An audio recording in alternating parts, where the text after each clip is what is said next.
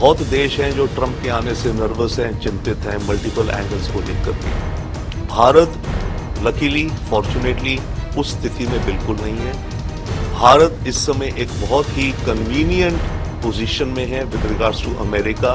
दो factors play करेंगे अब भारत और अमेरिका के रिश्तों में। एक, प्राइम मिनिस्टर मोदी और ट्रंप दोनों की camaraderie, friendship, trust and respect for each other, that is one.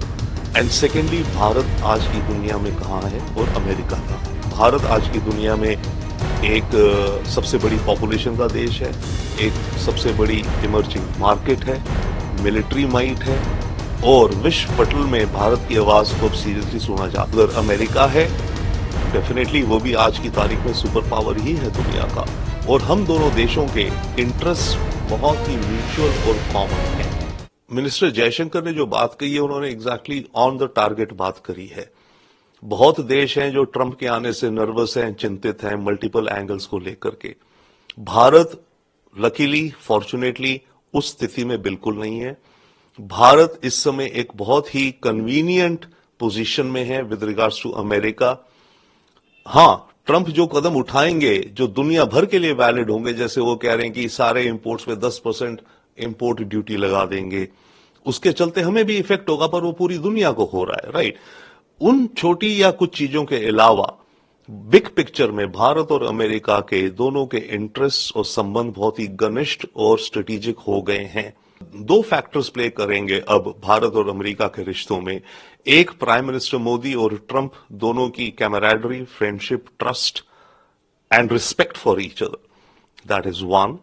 And secondly, Bharat आज की दुनिया में कहां है और अमेरिका कहां है। भारत आज की दुनिया में एक सबसे बड़ी पॉपुलेशन का देश है, एक सबसे बड़ी इमर्जिंग मार्केट है, मिलिट्री माइट है और विश्व पटल में भारत की आवाज को अब सीरियसली सुना जाता है। भारत उधर है, उधर अमेरिका है, डेफिनेटली वो भी आज की तारीख में सुपर पावर ही है दुनिया का, और हम दोनों देशों के इंटरेस्ट बहुत ही म्यूचुअल और कॉमन है।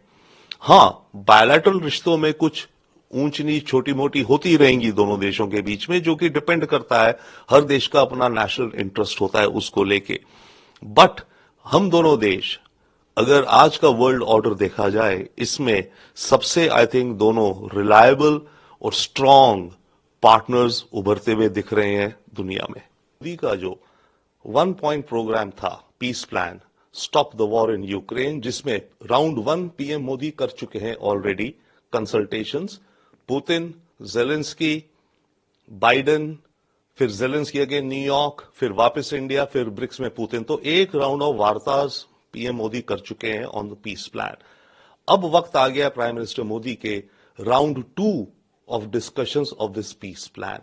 अब वहां ट्रंप आ गए हैं और शांति की तरफ पुश कर रहे हैं, पुतिन को, जेलेंस्की दोनों को। तो इसमें अब मेरे विचार से राउंड 2 की जो डिस्कशंस होंगी पीएम मोदी की with Trump and Putin specially, बहुत अहम मुझे आने वाले दिनों में होती दिखती हैं। देखिए, इस अरेस्ट को मैं कुछ हद तक थोड़ा अच्छा सिग्नल की तरह देख रहा हूं, अच्छा कदम है, परंतु ये एक कदम है और छोटा कदम है। बट हां, अच्छी बात यह है कि लगता है कि शायद अब कैनेडियन लॉ एंड ऑर्डर और इंटेलिजेंस कुछ कदम उठाने लगे हैं अपने देश के अंदर क्रिमिनल और गैंग्स और आतंक, ह्यूमन ट्रैफिकिंग, ड्रग ट्रैफिकिंग, इन सब चीजों को रोकने का। परंतु उसके अलावा जो ये इंडिकेट बेहतर करता है शायद कि भारतीय सरकार का जो प्रेशर बार बार हमारा है कि वहां पर जो भारत खिलाफ के जो आतंकी हैं उनके ऊपर, और जो क्रिमिनल्स डिक्लेयर्ड है यहां पे, उनके ऊपर कदम उठाए जाएं।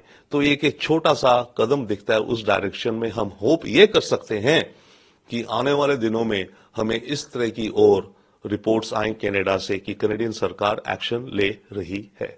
जिस तरह से एक्शंस लिए कहा जा सकता है, खालिस्तानी टेररिस्ट के ऊपर ये सख्त कार्रवाई हो रही है, इट्स गुड कि खालिस्तानी पे शिकंजा कस रहे। और डेफिनेटली इट्स गुड दैट कि जो खालिस्तानी एक्सट्रीमिस्ट हैं, टेररिस्ट हैं, उन पर शिकंजा कसा जा रहा है।